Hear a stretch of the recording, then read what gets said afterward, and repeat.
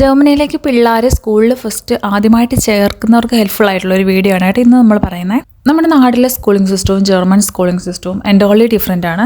അത് ഞാൻ പറയാൻ കാരണം എന്ന് വെച്ചാൽ ഇവാനിയ ഓൾറെഡി നാട്ടിൽ 1ാം ക്ലാസ് പകുതി മുക്കാലോളം പഠിച്ചിട്ടാണ് ഇങ്ങോട്ട് വന്നത് കേട്ടോ. അപ്പോഴത്തേക്ക് ഇവിടെ വന്നിട്ട് വീണ്ടും ആ ബാക്കി 1ാം ക്ലാസ്സിലേക്കാണ് അവളെ നേരിട്ട് അങ്ങ് ചേർത്തത്. നാട്ടിലെ TC ഉണ്ടെങ്കിൽ നമുക്ക് കണ്ടിന്യൂസ് ആയിട്ട് ആ 1ാം ക്ലാസ്സിൽ തന്നെ പഠിക്കാൻ പറ്റും. അല്ലാന്നുണ്ടെങ്കിൽ നമ്മൾ ആദ്യം തൊട്ട് 1ാം ക്ലാസ് പഠിക്കണം. ഇവിടെയാണെങ്കിൽ പുസ്തകം, ബുക്ക് അങ്ങനത്തെ കാര്യങ്ങളൊക്കെ എങ്ങനെയാണെന്ന് ഇപ്പോൾ ഇവർക്കൊരു പാറ്റേൺ ഉണ്ട്. അപ്പോൾ എല്ലാ സ്കൂളിൽ നിന്നും നമുക്കൊരു പാറ്റേൺ ഒരു പേപ്പറിൽ പ്രിൻറ്റ് ചെയ്ത് തരും. അപ്പോൾ ആ ഒരു പാറ്റേൺ അനുസരിച്ചുള്ള ആ നമ്പരും കാര്യങ്ങളും ഒക്കെ അനുസരിച്ചുള്ള ബുക്സും കാര്യങ്ങളൊക്കെയാണ് നമ്മൾ വാങ്ങേണ്ടത് കേട്ടോ. ഇതുകൊണ്ട് മെറ്റീരിയൽ ലിസ്റ്റ് എന്ന് പറഞ്ഞിട്ട് ഒരു സംഭവം തരും.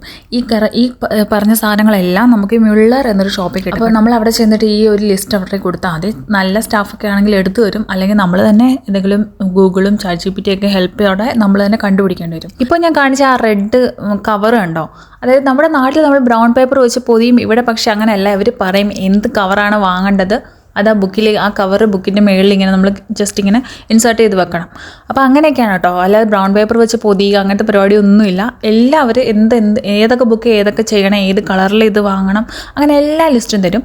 മാത്രമല്ല നമുക്ക് വാട്ടർ കളർ വേണം, പിന്നെ അതിൻ്റെ ബ്രഷുകൾ, പിന്നെ ഇതുപോലത്തെ വെള്ളം ഒഴിച്ചിങ്ങനെ വാട്ടർ കളർ ചെയ്യുന്ന സാധനങ്ങൾ, അതിങ്ങനെ എല്ലാ ലിസ്റ്റും. പിന്നെ എങ്ങനെയാണെന്ന് വെച്ചാൽ നമ്മളിപ്പോൾ വാട്ടർ കളർ വാങ്ങുവാണെങ്കിൽ തന്നെ അവരതിൻ്റെ ബ്രാക്കറ്റിൽ എഴുതിയേക്കും നല്ല മാർക്ക് ആൻഡ് ക്വാളിറ്റി ആയിട്ട്, അതായത് ബ്രാൻഡഡ് ആയിട്ടുള്ളത് വാങ്ങണം അങ്ങനെയൊക്കെ എഴുതിയേക്കും. ഞാൻ ഫാബർ കാസ്റ്റലിനെയാണ് വാങ്ങിയത്. പിന്നെ വേറൊരു കാര്യം, നമ്മൾക്ക് ഇപ്പം പിള്ളേർക്ക് നമ്മൾ വാങ്ങുന്ന ഐറ്റംസ് ഒന്നും നമുക്കൊരു ബർഡൻ അല്ല. കാരണം എന്തെന്ന് വെച്ചാൽ ഇവർ എല്ലാ മാസവും ഒരു 250 യൂറോ നമ്മുടെ ഇൻകം അനുസരിച്ച് നമുക്ക് കുട്ടികൾക്ക് തരും.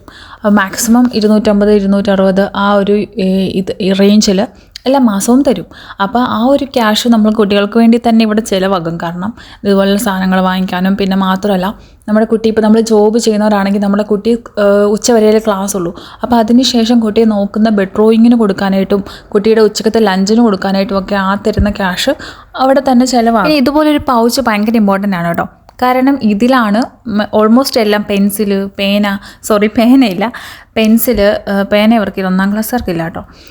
പെൻസില്, പിന്നെ ഇതുപോലെ ഈ സാധനം പശയാണ് കേട്ടോ. പശ, സ്കെയില്, പിന്നെ തൂക്കുന്ന റബ്ബർ, പിന്നെ ഷാർപ്നർ, അങ്ങനത്തെ കാര്യങ്ങളെല്ലാം നമ്മൾ ഇതുപോലെ ഒരു ബോക്സിൽ. പിന്നെ ഇവർക്ക് സിസേഴ്സും ഉണ്ട്, കത്രികയും വേണം. അപ്പം ഈ സാധനങ്ങളെല്ലാം കൂടെ നമ്മൾ ഇതുപോലെ ഒരു സാധനം വാങ്ങിയിട്ട് അതിൽ വെച്ച് കൊടുക്കണം. ഇതെല്ലാം വാങ്ങുന്നത് മാത്രമല്ല, നമ്മൾ എല്ലാ സാധനത്തിലും നമ്മുടെ കുട്ടിയുടെ പേരും പറ്റുവാണെങ്കിൽ ക്ലാസ്സും ഡിവിഷനും കൂടെ എഴുതി കൊടുക്കുന്നത് നല്ലതായിരിക്കും. കാരണം കൊച്ചു കുട്ടികളായതുകൊണ്ട് ചിലപ്പം മിസ്പ്ലേസ് ചെയ്ത് പോകാനൊക്കെ, അതുകൊണ്ട് അങ്ങനെ എഴുതി കൊടുക്കുന്നത് ഏറ്റവും നല്ലതായിരിക്കും. ടീച്ചേഴ്സ് ചിലപ്പോൾ അത് പറയും, ചിലപ്പോൾ പറഞ്ഞില്ലെന്നും വരും. എന്നാലും ഞാനൊരു സേഫ്റ്റിക്ക് വേണ്ടി ഞാൻ അതെല്ലാം എഴുതി കൊടുത്തിട്ടുണ്ടായിരുന്നു. പിന്നെ നിങ്ങളുടെ കുട്ടി ഇപ്പം നാട്ടിൽ 5ാം ക്ലാസ് 6ാം ക്ലാസ് ഒക്കെ പഠിച്ചിട്ട് ഇവിടെ 7ാം ക്ലാസ് അല്ലെങ്കിൽ ഏത് ക്ലാസ്സാണ്, ഇപ്പോൾ 10ാം ക്ലാസ് ആണെങ്കിൽ ഇവിടെ വരുവാണെങ്കിൽ അപ്പം പെട്ടെന്ന് നമുക്കൊരു ടെൻഷൻ കാണും. അയ്യോ, നാട്ടിൽ പഠിച്ചിട്ട് ജർമ്മൻ ഒന്നും അറിയാതെ പെട്ടെന്ന് ഇവിടുത്തെ സ്കൂൾസ് എല്ലാം ജർമ്മൻ, പെട്ടെന്ന് അങ്ങോട്ട് വരുമ്പോഴത്തേക്ക് എന്തായിരിക്കും എന്തെങ്കിലും ബുദ്ധിമുട്ടുണ്ടാവുമോ എന്നൊക്കെ നമുക്ക് തോന്നും.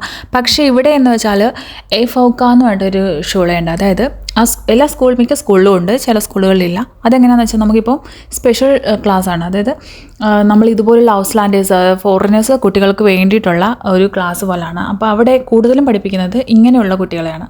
അപ്പോൾ ഇങ്ങനെ ഔസ്ലാൻഡേഴ്സായ കുട്ടികൾക്ക് വേണ്ടി സ്പെഷ്യൽ ലാംഗ്വേജ് കോഴ്സസ് അവർ കൊടുക്കുന്നുണ്ട്. അപ്പം അങ്ങനെയുള്ള സ്കൂളുകളിലും വിടുവാണെങ്കിൽ എളുപ്പമായിരിക്കും. അങ്ങനെ ഒരു കൂടെ ഉള്ളവരല്ലോ അത്യാവശ്യം ഇംഗ്ലീഷൊക്കെ പറയുന്ന പിള്ളേരൊക്കെ ആയിരിക്കും. ടീച്ചറും ഓഫ് കോഴ്സ് ഇംഗ്ലീഷ് പറയുന്നതായിരിക്കും. അതുകൊണ്ട് അങ്ങനെ ഒരു ടെൻഷൻ്റെ ആവശ്യമില്ല. പിന്നെ ശ്രദ്ധിക്കേണ്ട ഒരു കാര്യം, ചെറിയ കുട്ടിയാണെങ്കിൽ നിങ്ങൾക്ക് അത്യാവശ്യം ജർമ്മൻ അറിയാമെന്നുണ്ടെങ്കിൽ, ഇപ്പോൾ ഇവിടെ നഴ്സിംഗ് പഠിച്ചവരാണെങ്കിൽ B2 ഒക്കെ പഠിച്ചിട്ട് വരുന്നവർക്കാണ് അത്യാവശ്യം ജർമ്മനൊക്കെ അറിയായിരിക്കും. അപ്പോൾ അങ്ങനെയുള്ളവർ ഇച്ചിരി സമയമൊക്കെ ഒരു ദിവസം 1/2 മണിക്കൂറെങ്കിലും കുട്ടിക്ക് വേണ്ടി സ്പെൻഡ് ചെയ്യുക, പഠിപ്പിക്കുകയിരുത്തി. ഞാൻ അത് പറയാൻ കാരണം എന്താണെന്ന് വെച്ചാൽ കഴിഞ്ഞ വർഷവും ഇവാനിയ 1ാം ക്ലാസ്സിലായിരുന്നു. ഈ വർഷവും വീണ്ടും അവളെ വിഡർഹോളൻ ചെയ്തു, വീണ്ടും റിപ്പീറ്റ് ചെയ്തു. കാരണം അവൾക്ക് കഴിഞ്ഞ വർഷം 1ാം ക്ലാസ്സിലാണെങ്കിൽ ആദ്യമായിട്ട് ജർമ്മനി വന്നാലേ, അപ്പോൾ ലാംഗ്വേജ് ഒട്ടും അറിയത്തില്ല. 1ാം ക്ലാസ് ആണെങ്കിൽ വീണ്ടും ഞാൻ അങ്ങോട്ട് റിക്വസ്റ്റ് ചെയ്തിട്ട് റിപ്പീറ്റ് ചെയ്തു. കാരണം അവൾക്ക് ജർമ്മൻ അത്യാവശ്യം അറിയത്തില്ല. ചെറിയ ചെറിയ കാര്യങ്ങളൊക്കെ അറിയത്തുള്ളൂ. ആൽഫബറ്റ്സ് ഒക്കെ അറിയാം, ചെറിയ ചെറിയ വേർഡ്സും അറിയാം. അപ്പോൾ ഒന്നും കൂടി ഒരു ബാക്ക്ഗ്രൗണ്ട് കിട്ടിക്കോട്ടെ എന്ന് വെച്ച് റിക്വസ്റ്റ് ചെയ്ത് വീണ്ടും 1ാം ക്ലാസ് ഇരുത്തി. പിന്നെ വേറെ കാര്യം, ഞാൻ കഴിഞ്ഞ വർഷം ഒട്ടും അവളെ പഠിപ്പിച്ചിട്ടില്ല, വീട്ടിൽ ഇരുത്തി. നമ്മൾ ജോലിക്കൊക്കെ പോകുമ്പോൾ നമ്മൾ ശ്രദ്ധിക്കത്തില്ല, നമ്മൾ ടയേർഡായിട്ടൊക്കെ അല്ലേ വരുന്നത്. എല്ലാ ദിവസവും നമുക്ക് പഠിപ്പിക്കാൻ പറ്റിയില്ലെങ്കിലും നമുക്ക് ടൈം കിട്ടുമ്പോഴൊക്കെ കുറച്ചൊന്ന് ശ്രദ്ധിച്ച് പഠിപ്പിക്കുക.